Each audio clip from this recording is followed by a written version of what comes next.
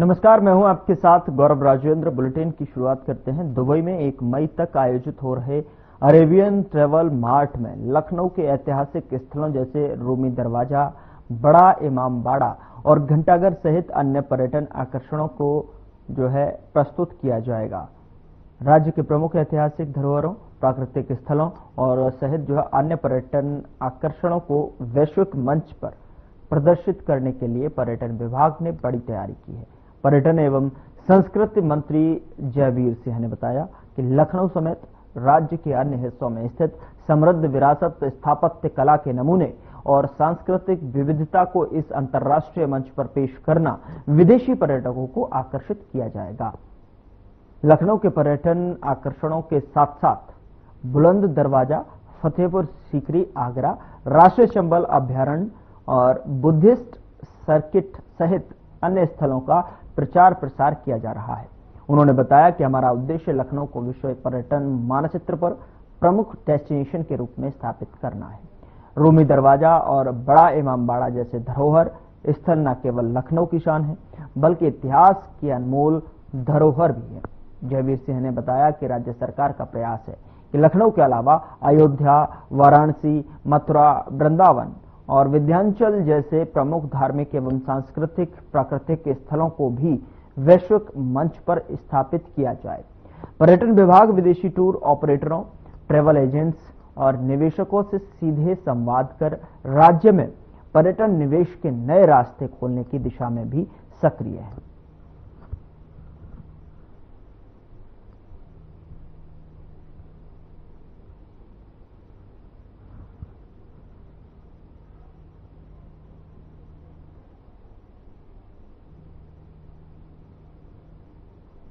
लखनऊ में उत्तर प्रदेश के समाज कल्याण मंत्री असीम अरुण ने प्रदेश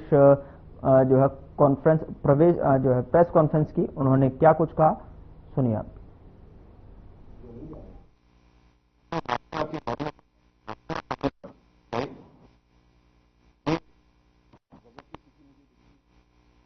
के मरने पे आप जा रहे हैं और अपना एक साथी, उसके बारे में आप कारण भी नहीं बता रहे हैं और साथ साथ जो आपके छोटे कार्यकर्ता गए हैं उनकी सूची वहां पे प्रस्तुत कर रहे हैं। बड़ा खेद का विषय है। बहुत छोटी सोच इससे दिखती है और पूरी पार्टी की सोच दिखती है जो ऐसे काम करती है। बार बार बात यह भी आती है कि बुलडोजर की कार्रवाई चल रही है। बुलडोजर, बाबा बुलडोजर, योगी जी का बुलडोजर दो चीजों का प्रतीक है। पहला विकास का प्रतीक है। जहां भी कोई निर्माण कार्य हो रहा है, हमारे अनेकानेक एक्सप्रेसवे बन रहे हैं, हमारे एयरपोर्ट बन के तैयार हैं और बन रहे हैं, ये सभी बुलडोजर की कार्रवाई से शुरू होते हैं। लेकिन साथ साथ जहां पे किसी माफिया ने गरीब की जमीन पे कब्जा किया हुआ है, किसी अपराधी ने सरकारी जमीन पे कब्जा किया है, तो वहां भी बुलडोजर चलता है। बुलडोजर शक्ति का भी प्रतीक है और सख्ती का भी प्रतीक है। ये दोनों ही चीजें प्रशासन चलाने के लिए, सरकार चलाने के लिए जरूरी है। योगी जी ने दोनों ही सख्ती का और शक्ति का परिचय दिया है। हमेशा सोच समझ के निर्णय लिया है और निर्णय लेने के बाद में कभी उससे पीछे नहीं हटे, उसी शक्ति के साथ में उसको लागू किया है। क्योंकि सपा की सरकार में अखिलेश जी के समय न शक्ति थी काम करने की और न सख्ती थी निर्णय की, जिसकी वजह से उत्तर प्रदेश की जनता ने इनको सिरे से खारिज किया और आपने देखा कि इनको शासन सत्ता से बेदखल कर दिया। योगी जी को तभी उसके विपरीत 5 साल की सेवा को देखते हुए 5 साल पुनः सेवा करने का मौका दिया गया है।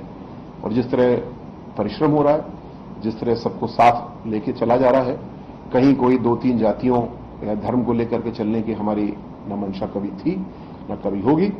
सबका साथ, सबका विकास, राष्ट्रवादी लोग हम लोग हैं और उसी दिशा में हम लोग बढ़ रहे हैं। और मुझे पूरा विश्वास है कि आगे भी उत्तर प्रदेश के सम्मानित नागरिक भारतीय जनता पार्टी को, एनडीए को इसी प्रकार अपना समर्थन देते रहेंगे। जो 2012 से 2017 तक समाजवादी पार्टी की सरकार रही अखिलेश यादव जी के नेतृत्व में, उसमें जितने अत्याचार अनुसूचित समाज के ऊपर हुए वो सबके सामने है।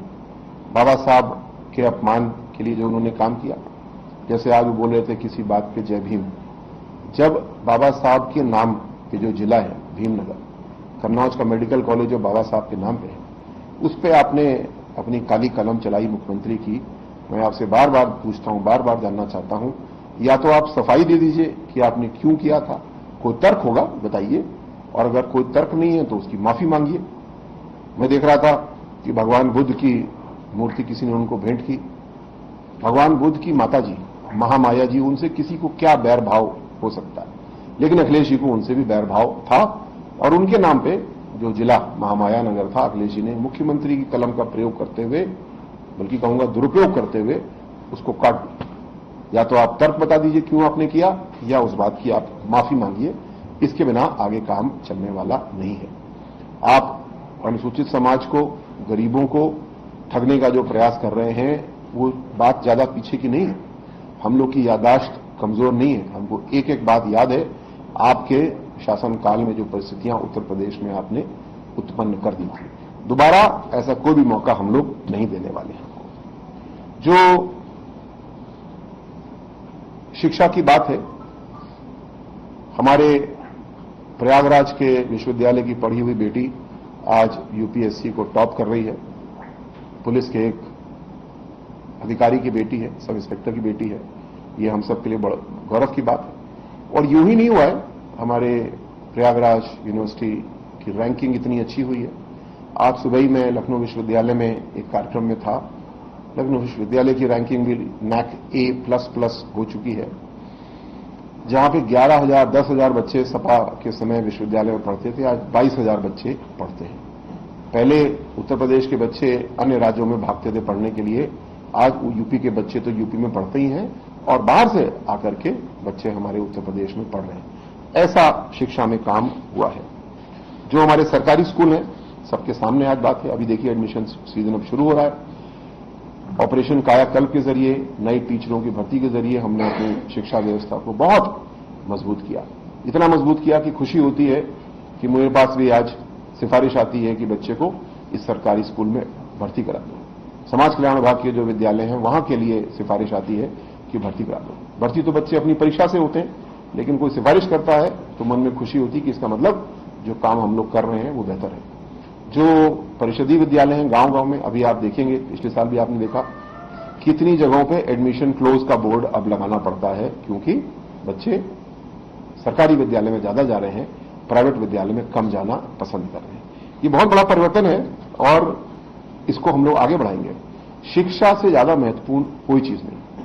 किसी एक परिवार को, किसी एक वंचित वर्ग को आगे बढ़ाना है, तो जब उस परिवार को हम, परिवार के एक बच्चे को भी शिक्षित कर देते हैं, तो फिर वो बच्चा, वो बेटी ही पायलट बन जाती है, सैनिक बन जाती है, और परिवार को पूरा आगे लेकर के जाती है। उसको फिर किसी और से कोई समर्थन की आवश्यकता नहीं होती है। और यही कारण है कि आज जो बेरोजगारी की दर है उत्तर प्रदेश में, वो 3% से भी कम रह गई। जो सपा के समय 13%, 14% रहा करती थी, ऐसी स्थिति। आने वाले समय में केवल सरकारी नौकरी या प्राइवेट नौकरी से आगे बढ़ते हुए सीएम युवा और अन्य योजनाएं हमने चालू की हैं, जिसमें युवाओं को अपना बिजनेस लगाने के लिए, उद्यमिता बढ़ाने के लिए हम लोग सहयोग कर रहे हैं। मेहनत तो बच्चे स्वयं कर रहे हैं, लेकिन जिसके पास पूंजी नहीं थी उसको सरकार पूंजी दे रही है, और युवा हमारे अपनी ऊंची उड़ान भर रहे हैं। ऐसा नित्य हम लोग देख रहे हैं। आने वाले समय में डबल इंजन की सरकार ने जो काम किया है, भर्तियां तेजी से हमारी हुई हैं। पुलिस की भर्ती बड़े पैमाने पर हम कर चुके हैं।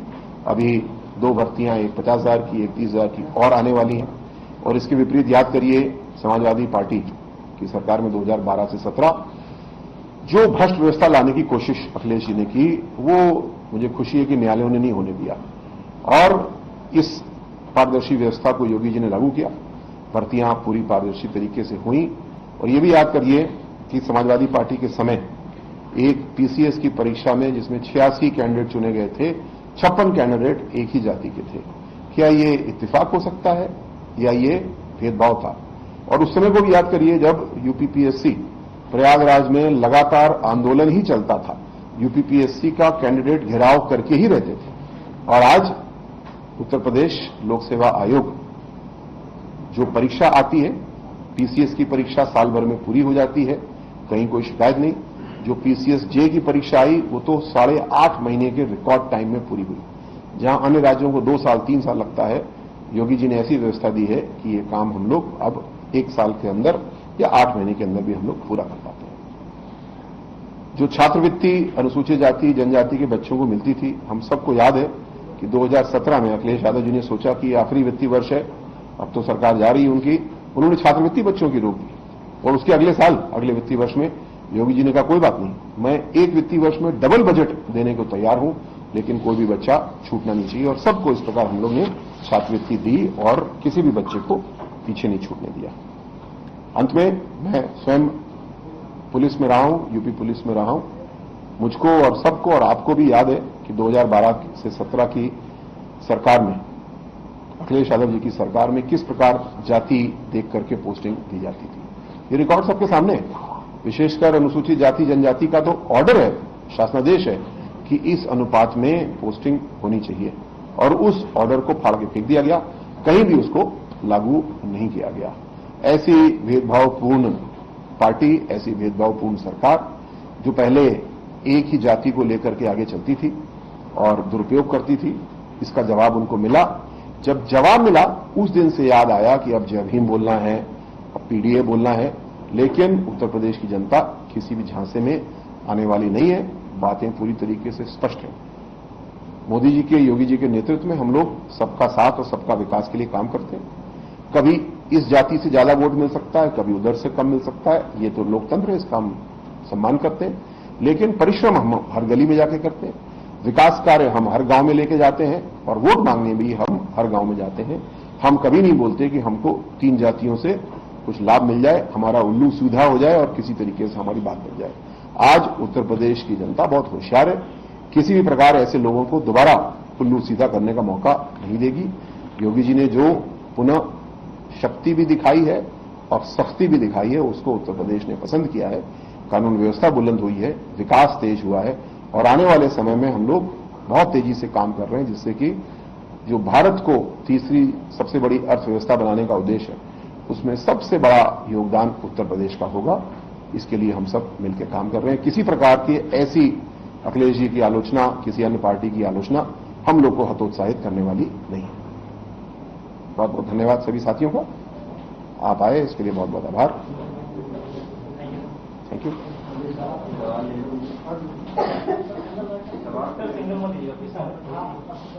कोई क्वेश्चन?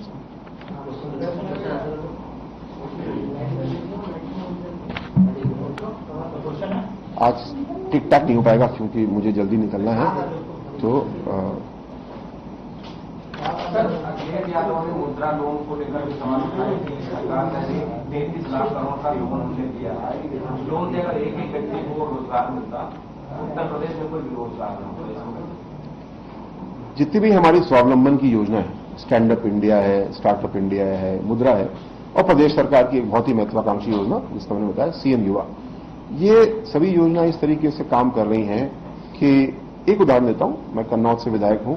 एक नौजवान बेटा जो एक चाय की दुकान चलाता था, अच्छी चलती थी क्योंकि अच्छा काम करता था, पर वो आगे बढ़ना चाहता था, अपनी दुकान को ढाबा बनाना चाहता था, लेकिन उसके पास पूंजी नहीं थी, गरीब परिवार का था। योगी जी ने जो योजना दी उसमें योगी जी ने उसको 4.5 लाख का लोन दिया। लोन 4 साल तक बिल्कुल इंटरेस्ट फ्री है, 10% मार्जिन मनी या जो स्वयं देना होता है वो भी योगी जी ने दिया। और मुझे बताते हुए खुशी है कि आज वो बच्चा चाय की दुकान से अपने ढाबे पे अपग्रेड हो चुका है।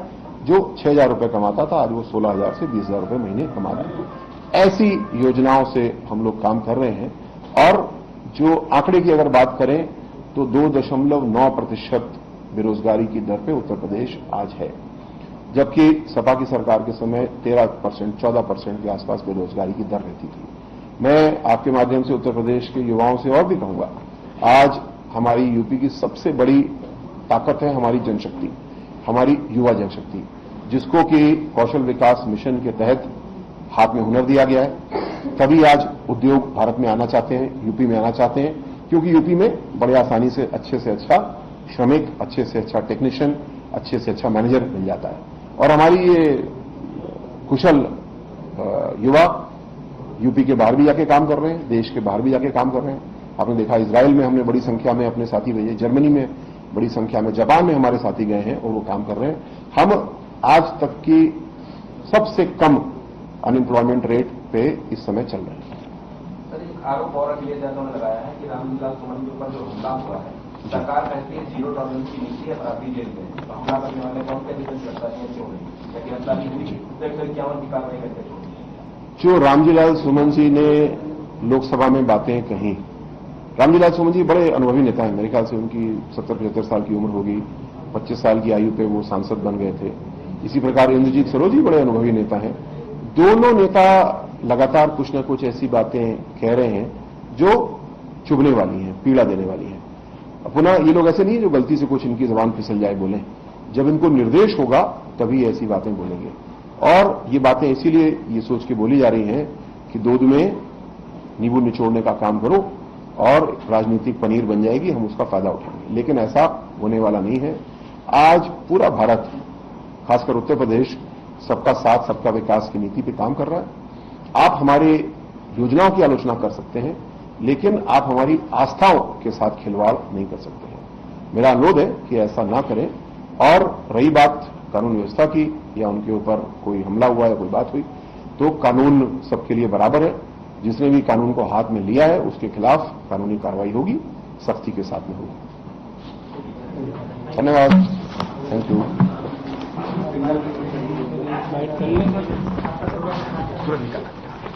सवाल है बस। मुख्यमंत्री योगी आदित्यनाथ ने जनपद कौशाम्बी में एक दुर्भाग्यपूर्ण घटना में हुई जनहानि पर गहरा शोक व्यक्त किया है। उन्होंने मृतकों के शोक संतप्त परिजनों के प्रति अपनी संवेदना व्यक्त की है। सीएम योगी ने जिला प्रशासन के अधिकारियों को घायलों के समुचित उपचार हेतु निर्देशित किया है। साथ ही उन्होंने प्रभु श्री राम से दिवंगत आत्माओं को सद्गति और घायलों को शीघ्र स्वास्थ्य लाभ प्रदान करने की प्रार्थना की है।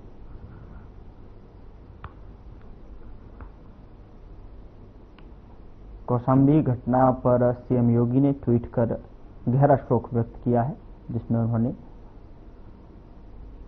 लिखा है कि महाराज जी ने जनपद कौशाम्बी में एक दुर्भाग्यपूर्ण घटना में हुई जनहानि कर गहरा शोक व्यक्त किया है और मृतकों के शोक संतप्त परिजनों के प्रति अपनी संवेदना व्यक्त की है।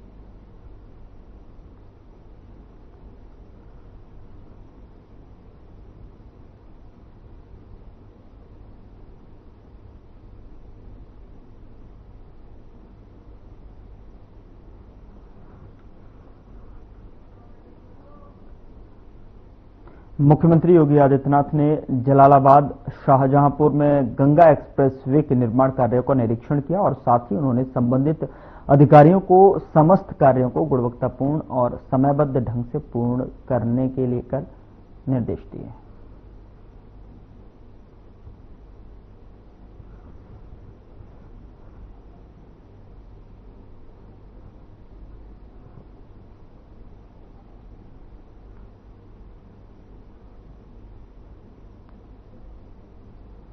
जल्द कार्यों को पूरा करने के लिए निर्देश दिया गया है। शाहजहांपुर से, जहां पर सीएम योगी आदित्यनाथ ने निरीक्षण किया है, सभी संबंधित विभाग के अधिकारियों को निरीक्षण करने के बाद में कार्य पूर्ण करने के आदेश दिए गए हैं।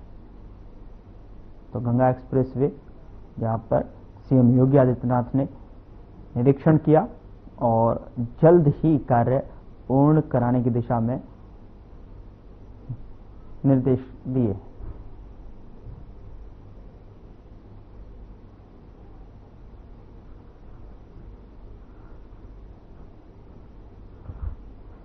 सीएम योगी आदित्यनाथ ने निरीक्षण करते हुए वहां के कार्य को लेकर उनके संबंधित अधिकारियों से जल्द ही कार्य को पूरा करने के निर्देश दिए और साथ ही निरीक्षण भी किया गया है गंगा एक्सप्रेसवे का, जहां पर निर्माण कार्य चल रहा है और निर्माण कार्य का निरीक्षण करने के दौरान वहां संबंधित अधिकारियों को दिशा निर्देश जारी किए गए हैं और कहा गया है कि जल्दी कार्यों का पूरा किया जाए। और इस निरीक्षण के दौरान की कुछ पिक्चर्स टेलीविजन स्क्रीन पर, जहां पर शाहजहांपुर से ये पिक्चर्स हैं गंगा एक्सप्रेसवे की, जहां पर सीएम योगी आदित्यनाथ गंगा एक्सप्रेसवे के निरीक्षण के दौरान वहां के संबंधित अधिकारियों को दिशा निर्देश दिए।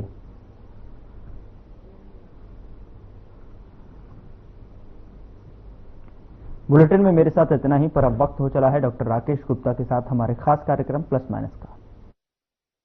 नमस्कार दोस्तों, क्या आप कल्पना